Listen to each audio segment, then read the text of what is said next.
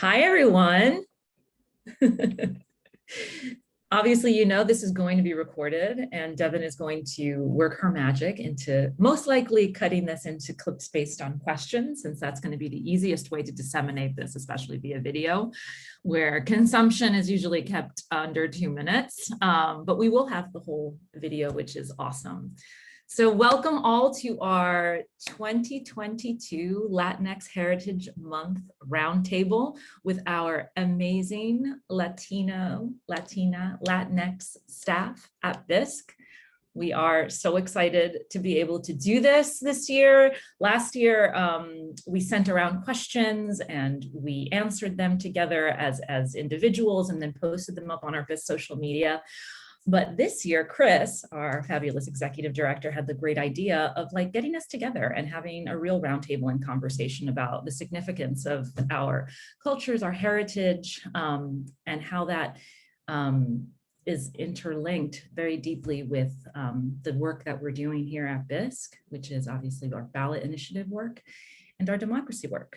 So I'm going to start by introducing myself. I'm Caroline Sanchez-Avakian. I'm BISC's Strategic Communications Director, and I've been with BISC for a little bit over 2 years, and my pronouns are she, her, and ella. And I will toss it over to Mila.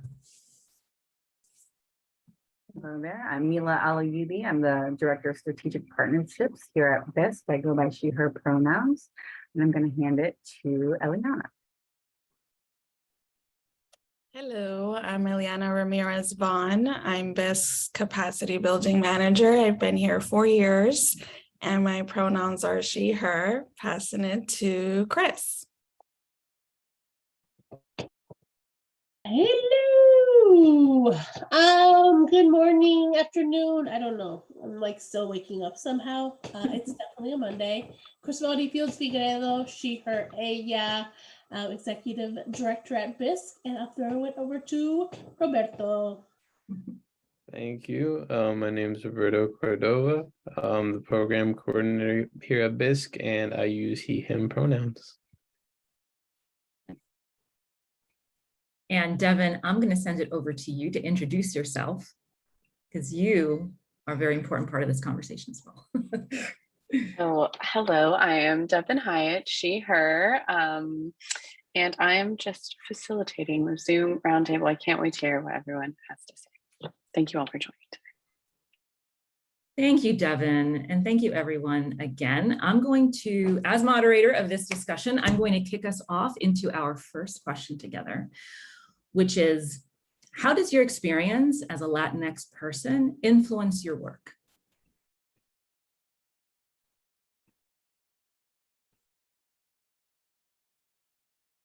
And I can kick us off since it is a Monday at noon. High expectations for a Monday at noon roundtable, but here we go. So for me personally, being a Latinx person, I saw my parents as immigrants and the challenges that, for example, the trauma and challenges that my mom faced when her and her family decided to leave Cuba during the Castro regime, and how that trauma and their trauma affects new generations like me, who is first generation. And I have internalized so much of those experiences almost as if they were my own. And that influences my work tremendously when I see how much these immigrant communities contribute to what makes our country and how they should be centered in the work. I bounce off of that, Caroline. I'm the same way, first generation. My family immigrated here from República Dominicana, Santo Domingo, and when my mom was just 15 and her older sister, my aunt, was just 19, and they came here to make a better life for themselves. And you know, growing up with a single mom in a community that is also full of immigrants was really empowering to see how we can all come together and create our own community, and probably one of the whitest states in America, in Massachusetts. And but I also saw the surrounding communities look down on us because English wasn't our first language, because we were discriminated on because of where we lived or how we looked or how we talked or where we went to school. But I saw my mom persevere through all of that. She got her master's degree. She bought her own home all by herself and did it all while raising me. And so I see that we persevere, we do not give up, we keep going. And that's how I come and bring myself into this work as a Latinx person. So beautiful. I mean, I imagine all of us are connected in similar stories based on our people and when and how they came to the United States. You know, for a long time, I didn't consider myself an immigrant, even though I was born in Venezuela and came here. It was at such a young age where most of my conscious experience is growing in the United States. Like, I don't really, most of my memories of Venezuela like start around 4 or 5. And I came here when I was 3. And you know, fully in recognition, you know, having a father from the United States and the privilege of passing, I've always had a really complex complexities around identity, whether it's immigrant, Latinx, queer, and so on. And I think a lot of the experience is so much of how my mom and myself were othered growing up in Texas, even though it's a large Latinx population, mostly Mexican. It was like multi-generations of Mexican folks, right, that were you know, grew up and lived in Texas, and I felt how we were othered by not being Latinx enough in the communities that I grew up with, and then also not American enough, and so that really has shaped my experience in the work of wanting to create a place where we belong, like no matter who we are or where we come from, how we identify. You know, it's so complex, but we as humans are beautiful, and our complexities are beautiful. Our cultures are beautiful, and you know, that particular part of my Latinx experience of not belonging, I really bring that to the experience of the work of really wanting us all to have a space for us.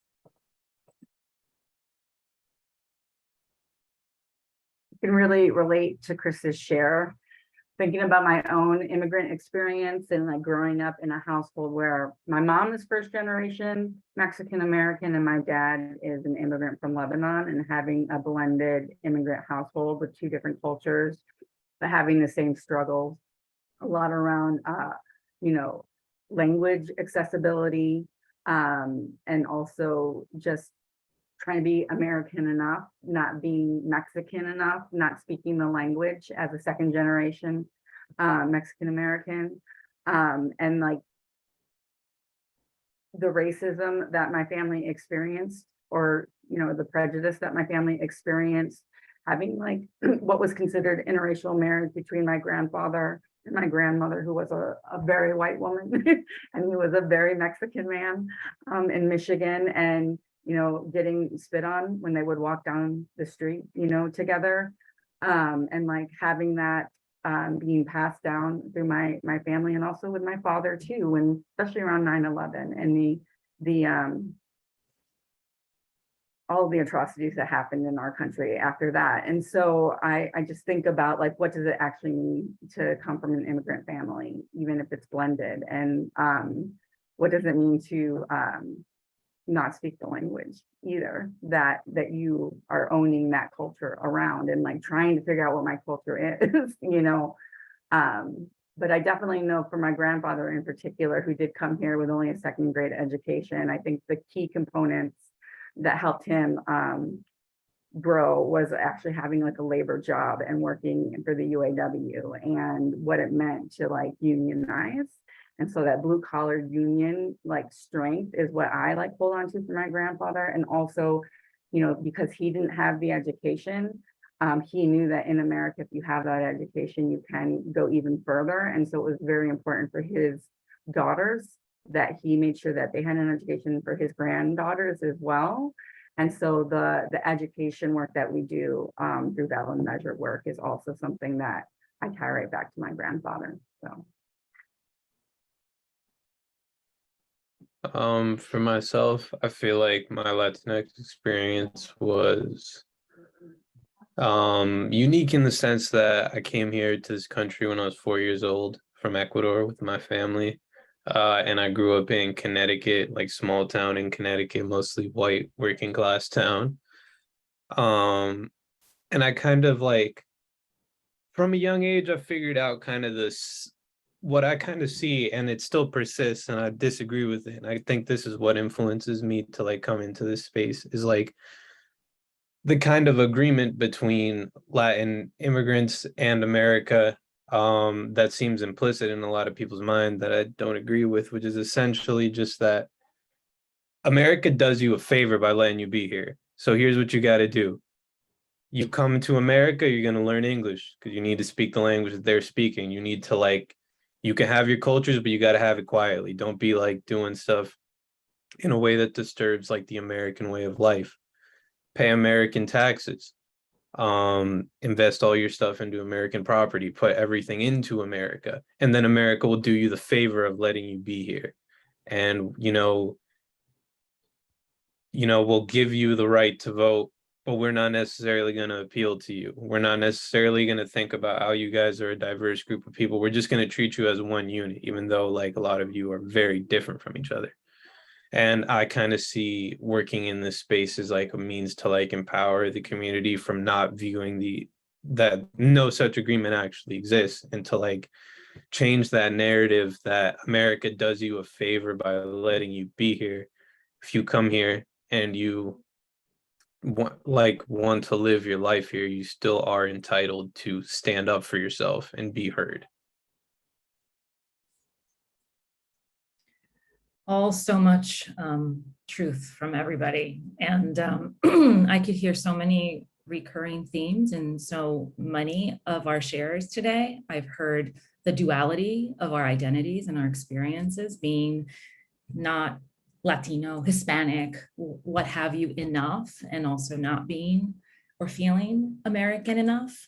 I've heard about the perseverance of the people, our people that came before us and ourselves, the trauma that we have experienced just because we carry it over from our parents, our ancestors, how strong we are, how independent we are, and how much contributions we can make, even though society sometimes pushes those contributions away, almost as the exchange for being allowed to be here, as Roberto pointed out so well. So, all right, I will move us on to our next question, which is, what inspired you to work in the direct democracy/democracy space, and how do you see that connected to the Latinx community?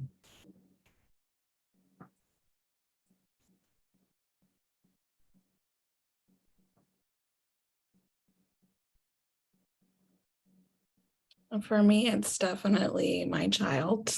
My son is what inspired me to come into this space.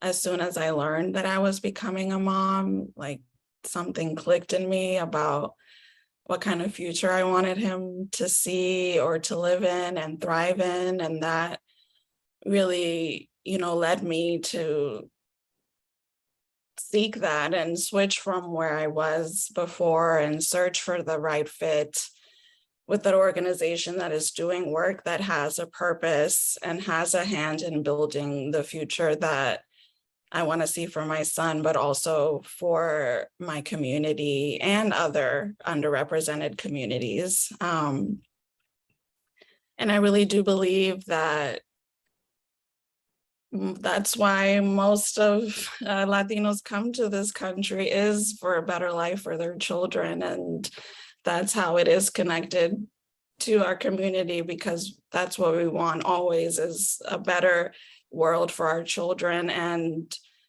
But also we are also shaping and continuing to shape the future of this country. And, you know, we do need to remain unified and also keep realizing our potential. And I really do see direct democracy and ballot measures as that tool that we can use to really like mobilize all the connections and the intelligence and the influence of our community, so we have those right issues and those opportunities supported and identified. And so I want to continue to lift up those needs through this space, while also highlighting like the great influence that we have in this space and in the world and in politics everywhere. And so that's why I continue to stay and continue and try to connect it back to our community and what we can provide for them and offer for them. And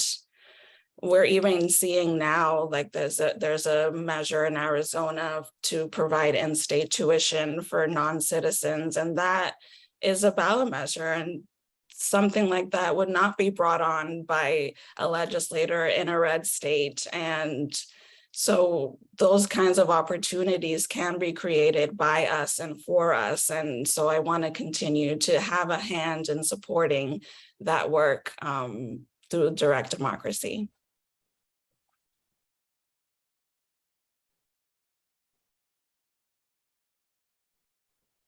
For me, I got into ballot measure work 10 years ago in Florida, when I learned about, over 2 million people who could not vote in the state because of a lifetime ban on voting rights for people with felony convictions, which was crazy. I came from Michigan, where that is not a rule. And so that alone was what made me want to come and end that. But what was the real clincher was how the disparate impact of those who could not vote were people of color, was Black and Latinx voters primarily, 1 in 4 and then 1 in 10 for Latinx voters. And when I dove even further into the data and realized that a lot of Latinx people had been actually categorized as white in the prison system as well.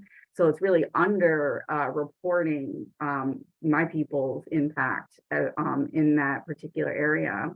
And then the further I got in to the research and really seeing the cycles that keep people stuck in the industrial prison complex, and really just seeing how the traumas that I experienced growing up, my family has experienced, and a lot of us who've been through that system, how it is within these communities that continuously get traumatized, and these are the results. It's just really wanting to just disrupt that trauma cycle and fix all of it.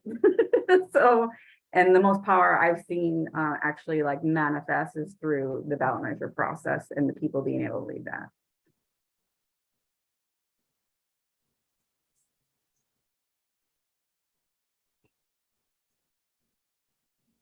Yeah, when I first came to BISC, I will be honest, I came from the global development space, so ballot measures were very, very, very new to me. But at the time where I came, it was the 2020 election, I felt very called to do this type of work after 20 years, over 20 years of being in the global development space. And a lot of that was about thinking about where I came from and where my parents came from.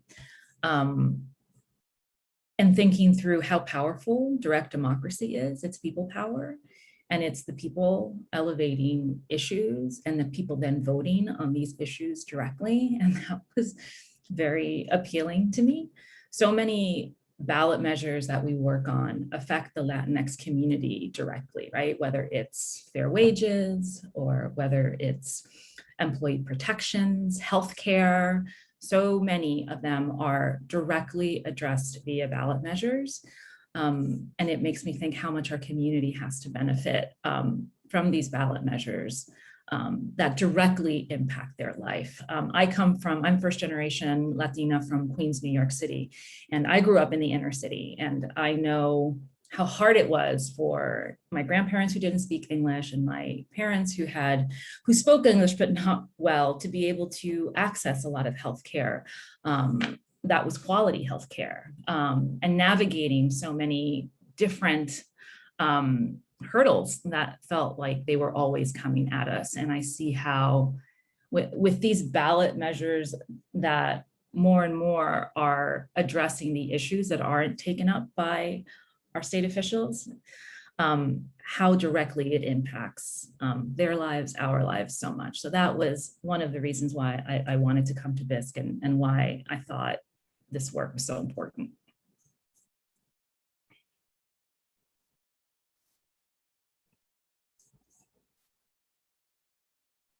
I feel that the reason I kind of came into this space is I just think about, like, before I really knew about ballot measures in college, like I supported like the abstract idea of like direct democracy, because personally I was very suspicious of the notion that like institutional politicians knew what I wanted and like knew what I wanted and what I needed in my life. I didn't believe any politician when they would come out and say like, we know what you want, we're gonna give it to you.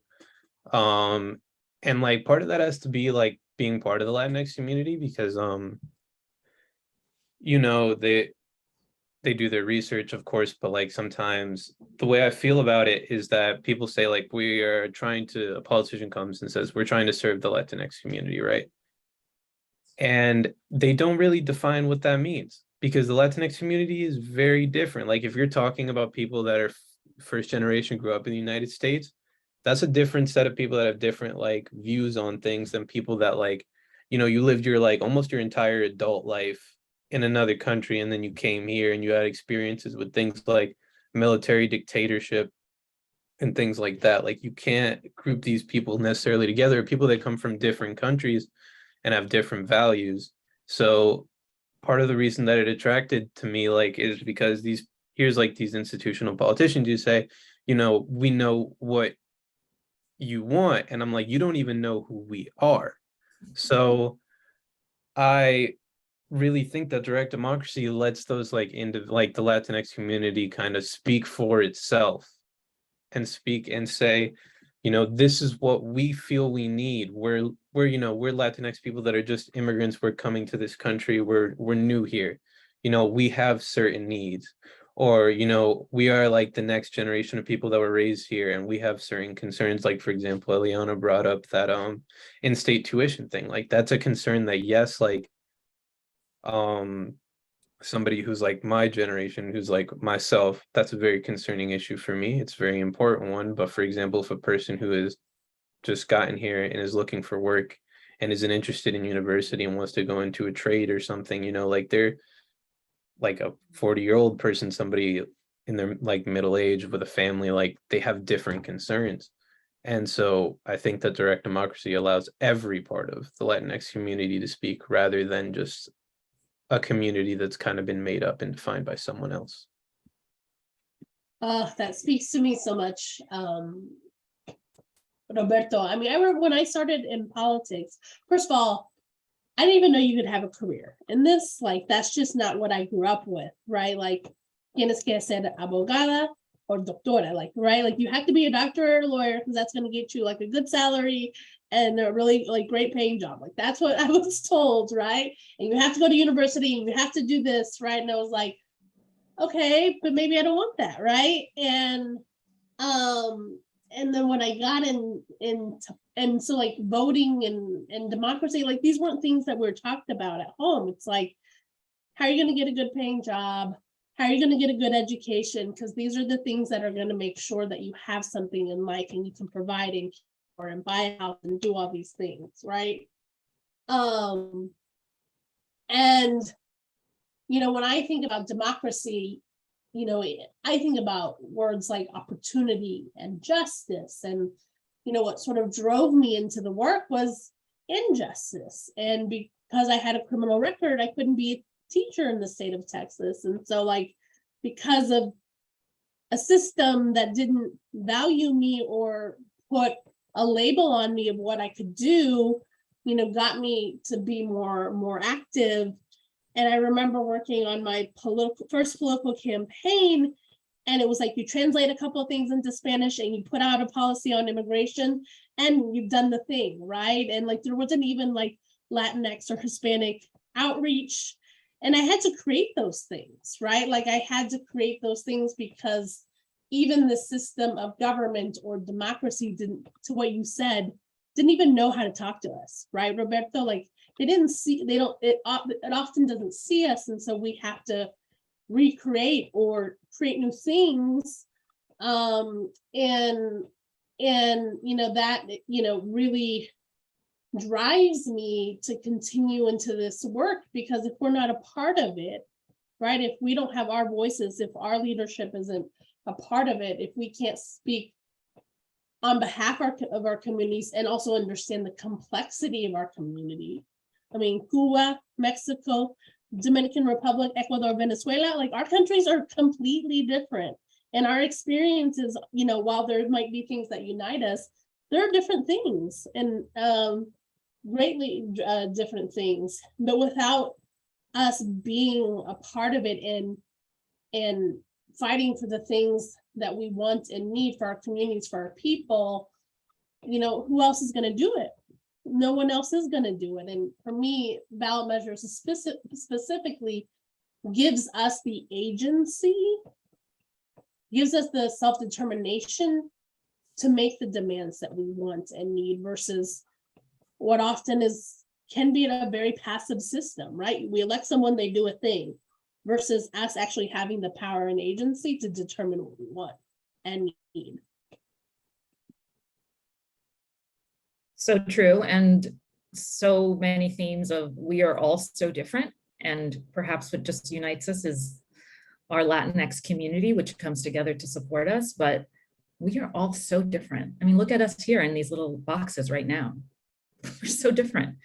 And so many times we do tend to get boxed in. And sometimes I feel like it's the only way we do get heard. Because that's how they can easily identify us and say, okay, it's like the Nielsen ratings, right? It's like, we've got our ear to the Latino community and we know what they're saying. It's like, well, no. And that actually leads me to our next question is, what future do you envision for the Latinx community? And how do you think the work you're doing is helping to create that future? And I'm actually going to answer that question because it's a bit of a follow-up to what we're talking about here. And I see a thriving community because that's what I already see. It's already here. We are a community of entrepreneurs, leaders, artists. We are the future makers. And I do see us as incredibly influential, and that will only continue to grow. And I do think that, as we've talked about, we are not a monolith, right? Even though we like to be considered as such. And I think the way we actually create that future is by being loud about our individual identities.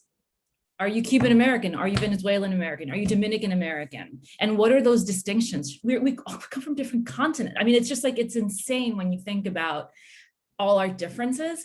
And actually, the more we create those individualities so we can educate people on where we are from and what our issues are, and those different identities that Roberta was pointing to, there's that we tend to be considered, perhaps less English speaking. We don't know as much. We're less educated. But the fact is, I did a little research before this discussion, and 4 in 5 Latinos as of 2021 are US citizens. So no, we're not, even though we talked about the immigrant experience, we're not all just immigrants, right?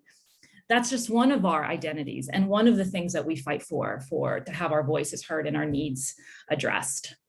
But we are so much more than that, and we are only growing. So that's what I see as our future, is really claiming those identities, because we are so different and we're only growing in this country, and our influence is continuing to grow. And the more people see us as individuals, the more we recognize our humanity. And we're not just Latinos to be catered to and to get votes from.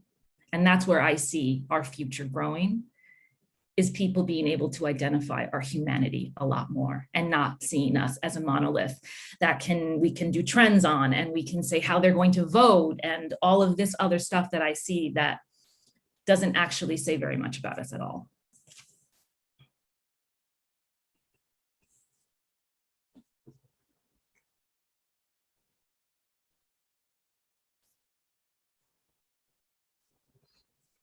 I mean, how many articles have we seen for years? Latinos are going to be the majority in 100 years or whatever many years. And it's like, and we keep shaping the economy, like the culture, the politics, like it's all us mostly, and other people of color as well. And the other side is scared about that. You see that in the way that they drive all of this misinformation and disinformation around immigration, and that their jobs are getting taken. And that's fear speaking.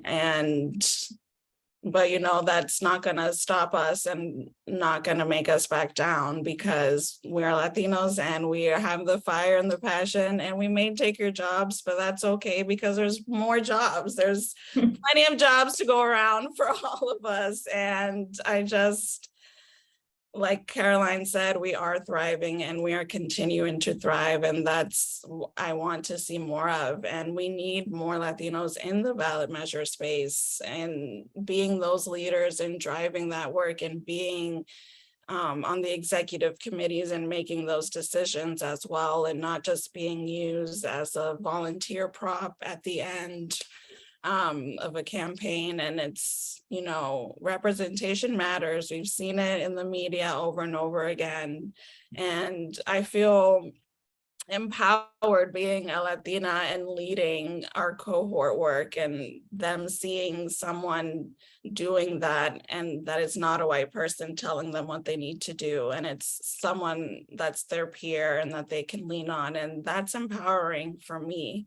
So I can't imagine what it would be for them in any space. So that's what I want to continue to show up and to take up space and not be afraid. And yeah, I totally agree. We are not a monolith. There's a lot to unpack there. And someone, I don't know who, but someone needs to do that work and really differentiating all the different experience that we have from each country and really showcasing that and highlighting that. So just more of us everywhere. That's what I want in the future.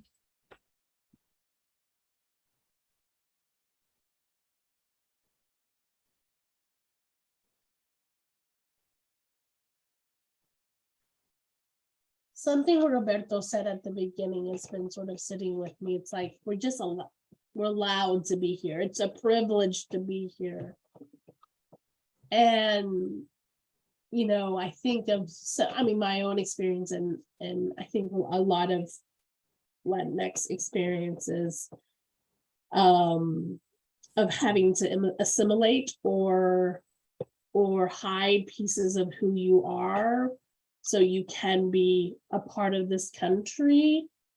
And for me, that future is the acceptance of who we are as we are, right? Like, that's just for me, like, just to be able to be unapologetic about our Latinidad. And even though it may be different based on maybe our country of origin, there are things that do unite us. But to understand us, you have to know, it shouldn't be like, oh, it's a privilege to know us and be a part of us. Like, right, like to me, like, and I want to live in a country, in a world who loves and celebrates, who we are, and, and the world we want to live and create ultimately for our people, and really created by us, because we're actually living in a country that wasn't designed for us, right? Like, we weren't part of the original design of our democracy or what it meant to be American, but we can decide and decide what it looks like together in community, not just with each other, but anyone else who has been othered in this country, and seen not to be enough. Yeah, I just want that for us and all of us.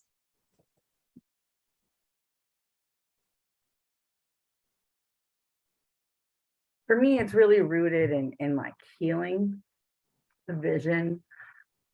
I've just, I'm getting old, and I've seen a lot of shifts and changes over the last 20 years. I mean, I just look at Netflix today and I'm like, there are so many shows from so many different countries today to watch. There are so many cross references between comedians knowing the intricacies of each other's culture, language, food, jokes, and I'm just seeing so much of this blend of different cultures that are all part of America. And it's a beautiful thing. And I'm seeing this return to indigenous practice and cultural healing practices that are outside of Western medicine. And it's getting reflected in the policies that we are pushing. And there's such an active movement for, especially among the younger generations, around self-care and unlearning the traumas that we all have been implicitly holding on to and carrying from other generations. And we're like intentionally unlearning these things today, and creating a future based on what we are unlearning, and actually just remembering the core essence of our ancestors and like the balance of the world and each other, and a new emphasis on family and community, because I know the community has broken down, and I see it trying to come back together in like new ways with technology. But I've just seen a more healed and prosperous future, because we're reconnecting to self, right? Which really includes all of us. And I think that because of technology and the openness of this newer generation, we're seeing so many more connections between all the different cultures in general. So anyway, that's where I'm at. I would say that the future I envision for the community, at least what I would like to see, is kind of healing and moving away from male chauvinism and machismo and misogyny. I would like to see that moved away from, because I just think it's damaging to the community in terms of the community prospering and getting the things that they want. And I think part of the way that the work that we do is so helpful to that is like we uplift Latina leaders, women from the community, because the reality is that women are just as good leaders as men. Your gender doesn't dictate how good you are, how good your ideas are. And when a culture, for example, I think of my youth and kind of the things that were impressed upon me of just, misogynistic attitudes, when this is impressed upon you, I feel like it holds everyone back. Because the reality is that the person that could come bring the community all the things that the community feels it needs might be a woman. And if you continue to teach young men that they're better than women, or young women that they're meant to serve men or they're subservient to men, you're holding everyone back. And the reality is that this is just something that we can't have going on any longer.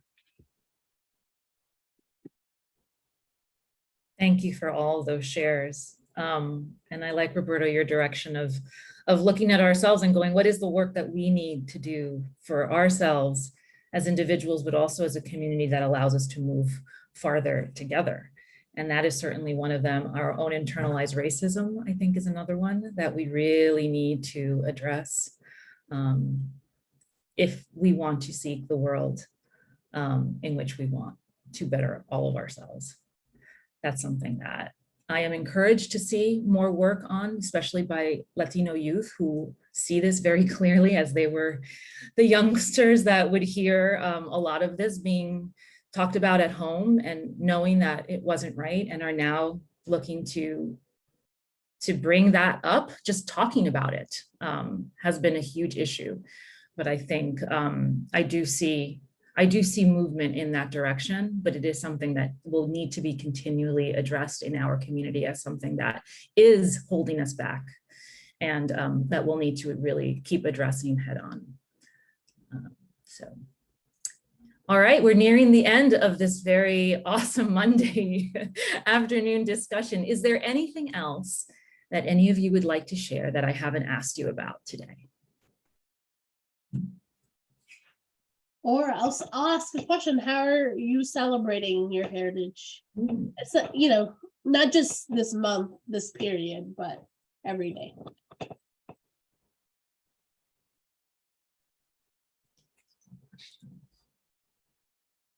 And I threw it on you, so I'll get it started. I mean, I feel like the way I raise my daughter and like celebrating who she is, and bringing our culture and our people and language, I try to honor it every day, through her and what I'm teaching her. It passes down words like that. For me is so important, is reflecting on the stories and the pieces that my mom and my abuela gave to me, and like teaching her things, and then her bringing new things to me.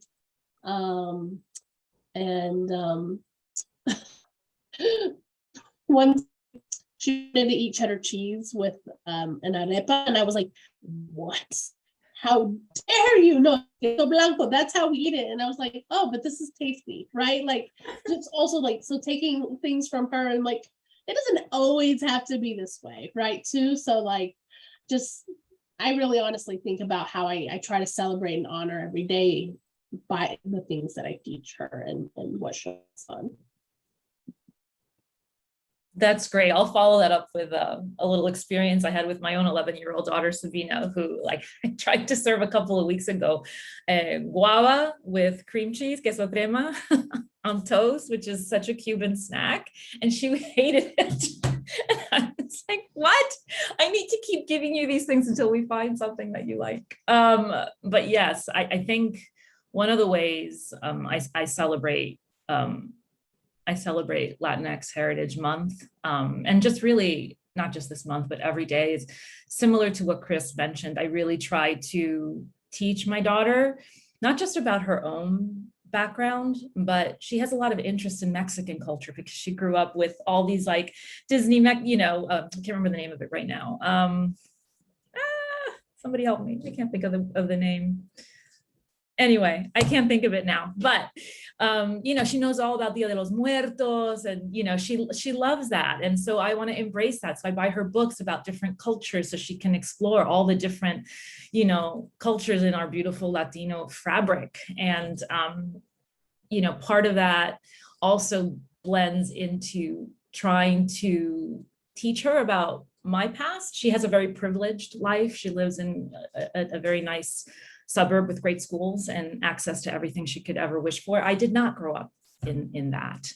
And part of me honoring Latinx heritage is honoring my past and the challenges that my parents and I faced, and never ever forgetting that, as comfortable as my life can be now relative to how it was.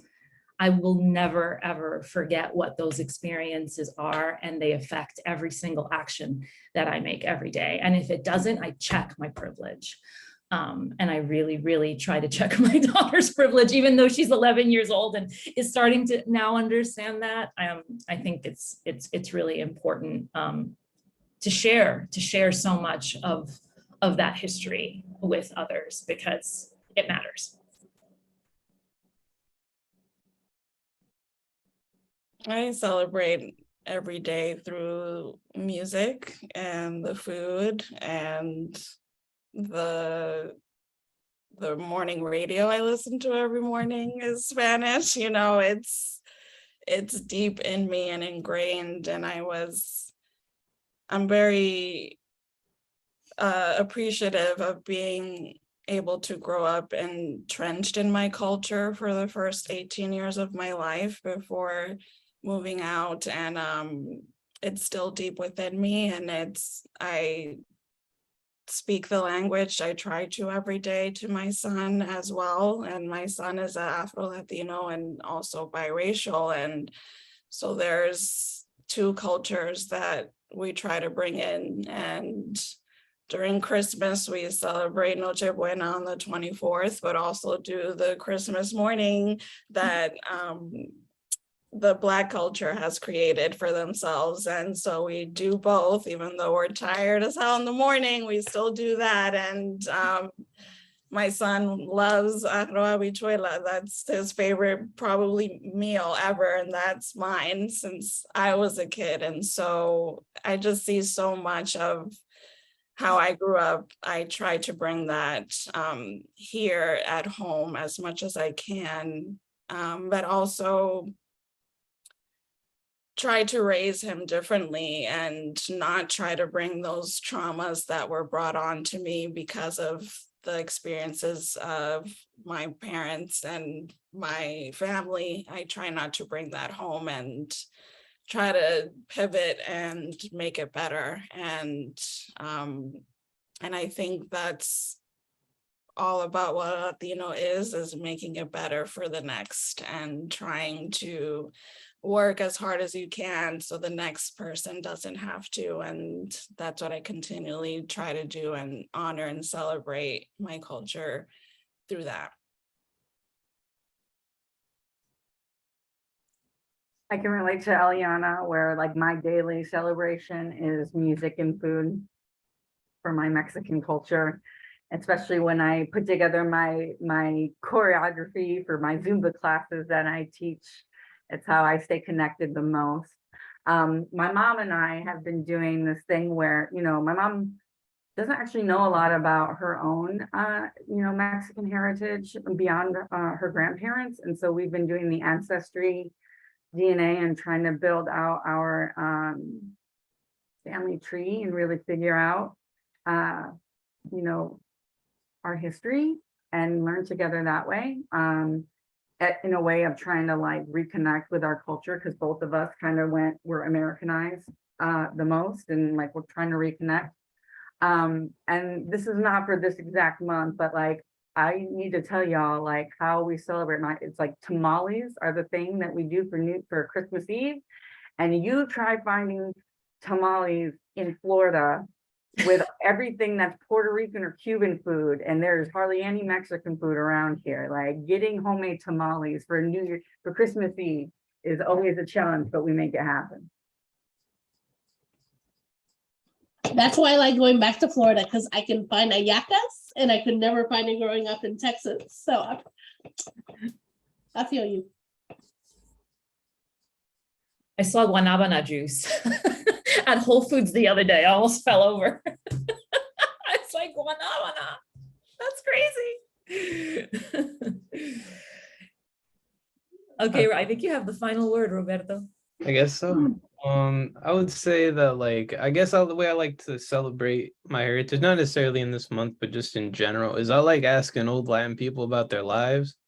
That's like something that I think like is a very underrated thing to do, is to ask Latin people about their lives, because they will tell you the most off the wall stuff you've ever heard in your life. Like they have done all types of things you didn't think of. Like the lives of old Latin people are so dramatic. Like they're all really good at telling stories. Like that's why telenovelas are like that, because they're like that interesting. Like the lives of people are really like that interesting. So like that's like another thing, is just like ask like asking like the elders in your family, like, like tell me about like some experiences in your life, because you will hear probably like one of the most interesting stories you've ever heard. All right, y'all. This was awesome. We are 10 minutes to the hour, and I just want to thank everyone for joining us in this awesome, awesome conversation. I cherish it, as I cherish all of you. And thank you so much. And thank you, Devin, for helping us get this done. All right. Caroline's in DC. She's gonna make us all paella. Oh, yeah. Yes.